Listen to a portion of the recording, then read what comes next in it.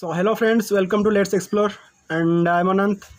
तो ये वीडियो मुझे आपके डिमांड के वजह से बनाना पड़ रहा है। मैंने आपका कमेंट देखा, बहुत सारे बच्चे बोल रहे हैं कि सर IBPS अपना रिजल्ट कैंसिल कर देगा, SBI PO नोटिफिकेशन इस साल नहीं आएगा। बहुत सारे बच्चे बोल रहे हैं, कुछ बच्चे बोल रहे हैं कि सर IBPS RRB का जो एग्ज़ाम होने वाला था वो उसमें अभी स्टे लग जाएगा, वो एग्ज़ाम अभी 2020 में नहीं होगा, 2021 में होगा। ऐसे ऐसे बच्चे कमेंट कर रहे हैं। तो इससे क्या पता चल रहा है? इससे ये पता चल रहा है कि आप लोगों में बहुत ज़्यादा नेगेटिविटी फैल चुका है। उसका रीज़न वैलिड रीज़न भी है। अभी जो सराउंडिंग में जो सिचुएशन चल रहा है कोरोना की वजह से, सिर्फ नेगेटिविटी और नेगेटिविटी है। तो इस नेगेटिविटी से आपको निकालने के लिए कुछ ऐसे चीज़ें मैं बोलूँगा जो आपके लिए बहुत ज़्यादा हेल्पफुल रहेगा। मैं भी एक बैंकर हूँ, मैं भी IPS के अंडर काम कर चुका हूँ। तो कुछ चीज़ मैं ऐसे बोलूँगा कि बैंक रिक्रूट कैसे करता है, किस बेसिस पे बैंक रिक्वायरमेंट अपना जो रिक्रूटमेंट निकालता है, और बैंक को कितना स्टाफ का ज़रूरत होता है। तो पहले बात कर लेते हैं कि बैंक का फंक्शन क्या होता है, बैंक कैसे फंक्शन करता है।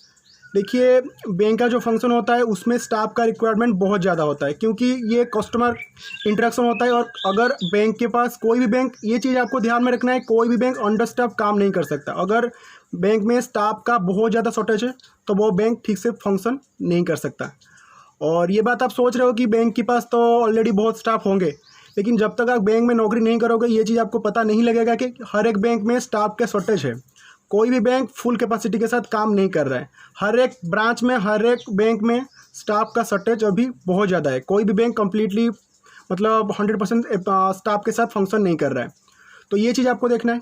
सेकेंड चीज़, अभी रिसेंटली बहुत ज़्यादा रिटायरमेंट हुआ है, चाहे वो SBI हो जाए, IPS का कोई भी बैंक हो जाए, या फिर आपका दूसरा कोई बैंक हो जाए। तो रिसेंटली अप्रैल मई में बहुत ज़्यादा रिटायरमेंट हुआ है। तो उन लोगों का जो वैकेंसी बना है उसको कौन फिलअप करेगा? उसको फिलअप करने के लिए बैंक को रिक्रूटमेंट निकालना होगा। ये चीज़ आपको ध्यान में रखना होगा। तो बैंक तो रिक्रूटमेंट निकालेगा, और 2020 में भी निकालेगा। SBI PO भी निकलेगा, क्योंकि SBI में बहुत सारे इस साल बहुत सारे जो SBI के एम्प्लॉई हैं, बहुत सारे वो रिटायरमेंट उनका हुआ है 2020 में।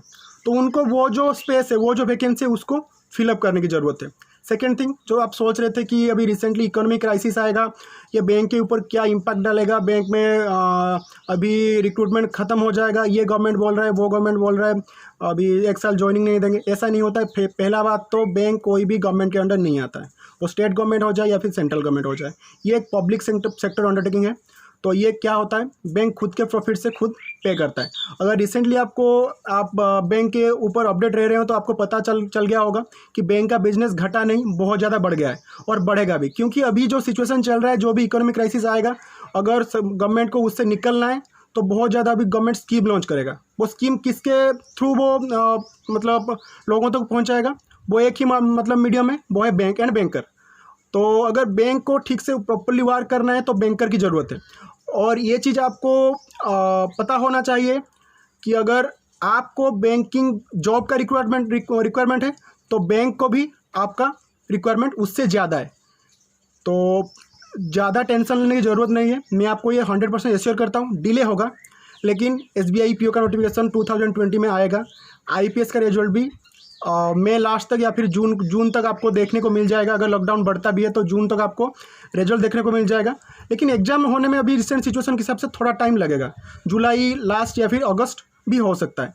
तो इससे आपको डरने की ज़रूरत नहीं है। बाकी जिन बच्चों का सिलेक्शन हो गया है, चाहे वो IDBI हो या फिर SBI जूनियर एसोसिएट हो, उनको भी डरने की ज़रूरत नहीं है।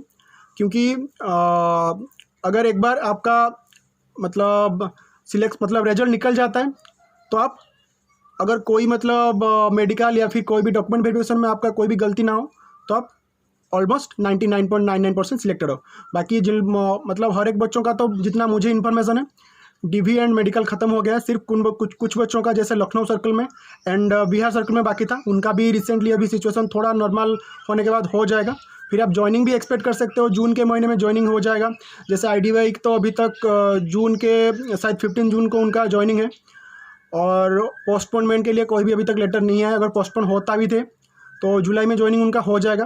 हालांकि मुझे जितना पता है, पिछले 2 बार भी IDBI पोस्टपोन कर चुका है।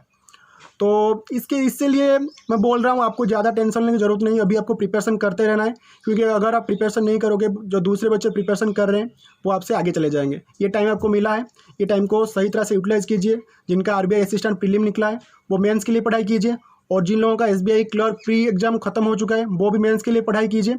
और जो लोग सोच रहे हैं कि हाँ हमारा तो 100% हो जाएगा एसबीआई क्लर्क प्रीलिम, तो वो बहुत अच्छी तरह से एसबीआई क्लर्क मेंस के लिए पढ़ाई कीजिए, और अभी से एसबीआई पीओ का प्रिपरेशन भी करते चलिए। और आरआरबी का एग्जाम भी होगा। आईपीएस के कैलेंडर में ज़्यादा कुछ डिफरेंस आपको देखने को नहीं मिलेगा, सिर्फ आरआरबी के अलावा आरआरबी एग्जाम एक ऐसा एग्जाम है जो मिड जून में आ रहा है, वो शायद थोड़ा डिले हो सकता है, लेकिन आईपीएस क्लर्क एंड आईपीएस पे उसके लिए बहुत ज़्यादा टाइम रखिए, उसमें कोई इफेक्ट ज़्यादा नहीं आएगा। और वैकेंसी के बारे में आप पूछ रहे थे, वैकेंसी कम नहीं होने वाला, वैकेंसी बढ़ेगा। और कुछ बच्चे पूछ रहे थे सर इलाहाबाद बैंक ने कितने वैकेंसी ऐड किया है, तो इलाहाबाद बैंक ने आईपीएस में रिसेंट आईपीएस रिक्रूटमेंट में 500 वैकेंसी अपने पीओ में ऐड किया हुआ है, और क्लर्क में भी। तो आई होप आपने चैनल को सब्सक्राइब कर लिया है। तो चैनल को अगर आपने सब्सक्राइब नहीं किया तो प्लीज़ चैनल को सब्सक्राइब कर लीजिए, और ये वीडियो को अपने फ्रेंड के साथ शेयर जरूर कीजिए हर एक ग्रुप में। तो मिलते हैं नेक्स्ट वीडियो पे। Thank you for watching and bye bye.